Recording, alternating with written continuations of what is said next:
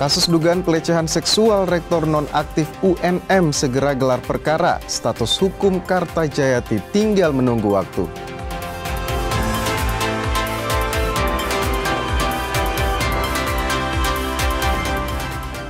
BMKG keluarkan peringatan dini cuaca buruk di sejumlah daerah di Sulsel. Potensi hujan lebat terjadi di daerah pegunungan.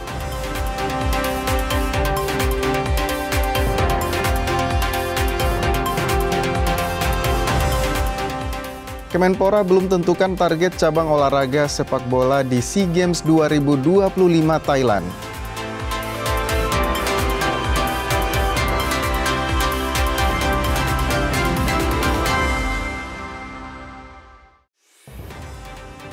Halo, selamat pagi saudara. Anda menyaksikan Kompas Sulsel hanya di Kompas TV Independen Terpercaya. Selain 3 informasi utama tadi, kami akan kembali menghadirkan sejumlah informasi menarik lainnya untuk menemani aktivitas pagi Anda hari ini, Senin 10 Oktober 2025. Bersama saya Gufran Lama Taha, inilah Kompas Sulsel selengkapnya.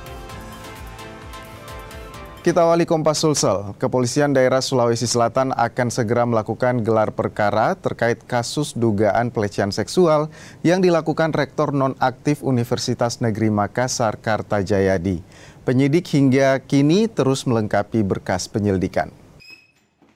Penyelidikan kasus dugaan pelecehan seksual yang dilakukan Rektor nonaktif UNM Kartajayadi terus bergulir. Penyidik sejauh ini telah melengkapi berkas perkara penyelidikan. Pemeriksaan korban hingga sejumlah ahli telah rampung dilakukan. Penyidik pun segera lakukan gelar perkara untuk menentukan status hukum Kartajayadi.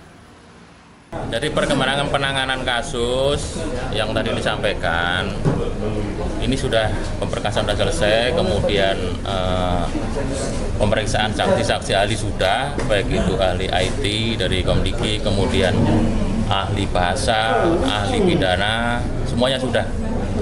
Jadi sekarang tinggal kita melaksanakan gelar perkara. Nah, mungkin 2-3 hari ini akan kita laksanakan gelar, apakah terpenuhi unsurnya atau unsur pidana yang terpenuhi, dan nanti perkembangan akan saya sampaikan kembali pada rekan-rekan. Sebelumnya, Rektor UNM Kartajayadi dilaporkan oleh dosen UNM berinisial Q atas dugaan pelecehan seksual.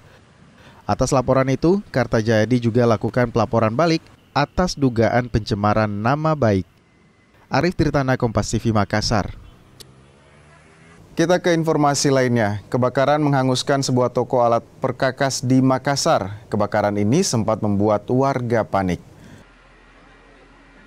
Kobaran api pertama kali muncul dari lantai 3 toko yang menjual alat perkakas di Jalan Wahidin Sudirohusodo, Makassar, Sulawesi Selatan.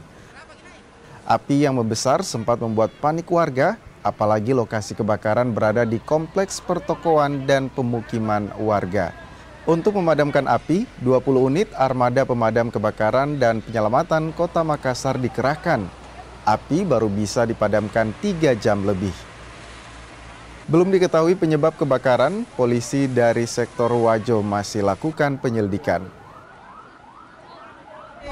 Ini ada ruko yang menjual alat-alat pertanian, alat mesin-mesin, yaitu toko Surya Perkasa yang di Jalan Irian. Nah, mulai titik apinya ada di lantai 3. Yang alhamdulillah dengan banyaknya mobil pemadam yang kompak datang ke sini, kurang lebih 20 unit, ya bersama dengan tim rescue dari ini untuk penyelamatan, ya, karena mengingat di bagian belakang itu banyak warga atau penduduk yang ada di dalam lorong.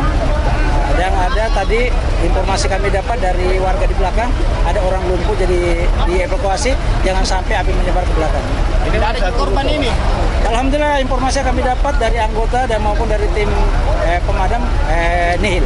Pak, ini tadi dalam beraktivitas atau sudah tutup, Pak? Sudah tutup, jadi sudah tutup sekitar jam-jam 7 malam. Saudara, meski belum masuk musim hujan, BMKG wilayah 4 Makassar mengeluarkan peringatan dini cuaca buruk.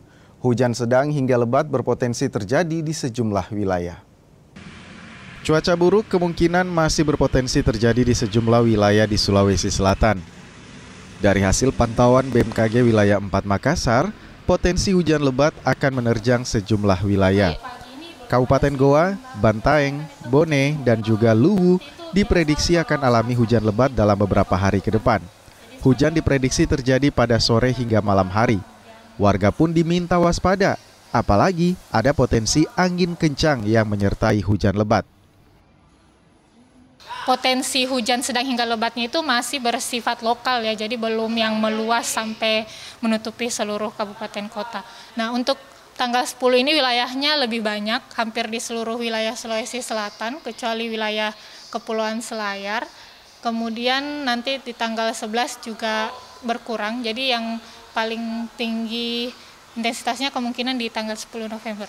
Kalau peringatan dininya seperti ini, terjadi hujan sedang hingga lebat, itu biasanya dibarengi dengan peringatan dini disertai angin kencang dan atau petir dan kilat. Kalau dilihat dari wilayah pesisir, apakah masih aman atau ada kewaspadaan? Untuk saat ini masih aman. Meski intensitas hujan mulai sering terjadi, namun BMKG menyatakan saat ini wilayah Sulawesi Selatan belum masuk musim hujan. Musim hujan diprediksi baru akan terjadi di bulan Januari 2026 mendatang. Nila Rustam, Kompas TV Makassar, Sulawesi Selatan.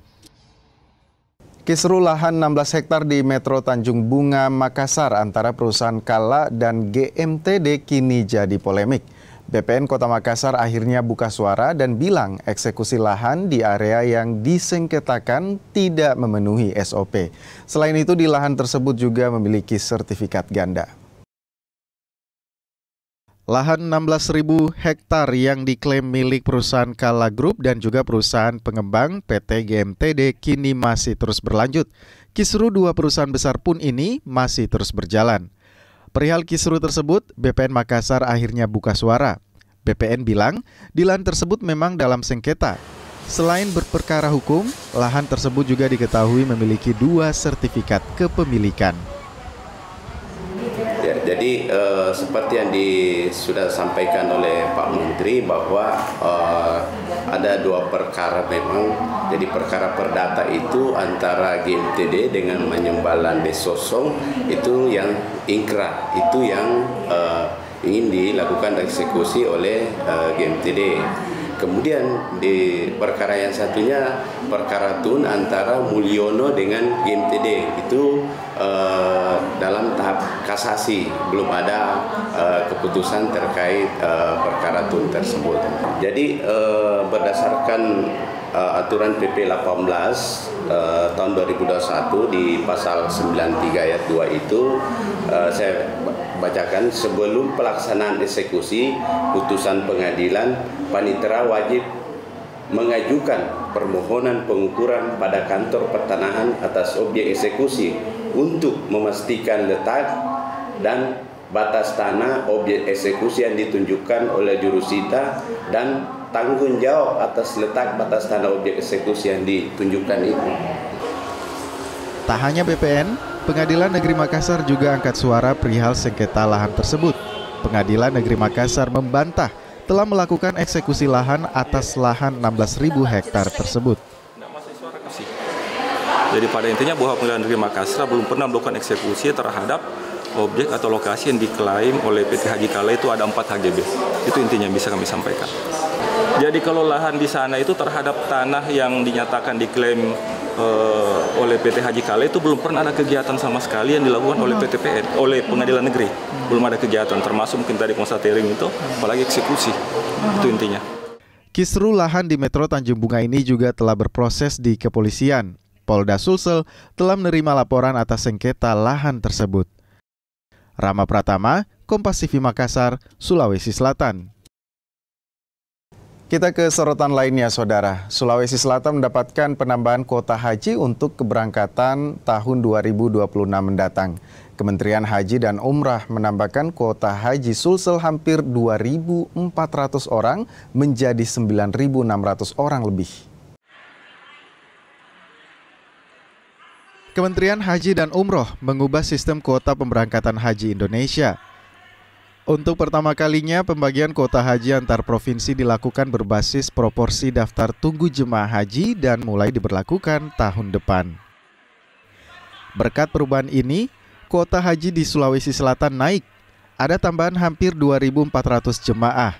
Alhasil, total kuota haji Sulsel menjadi 9.670 jemaah.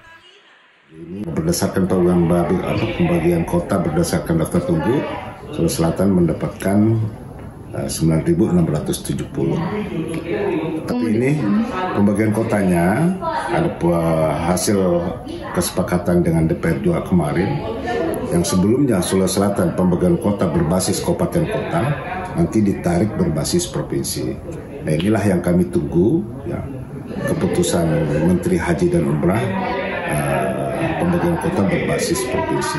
Apakah dengan penambahan kota berbasis provinsi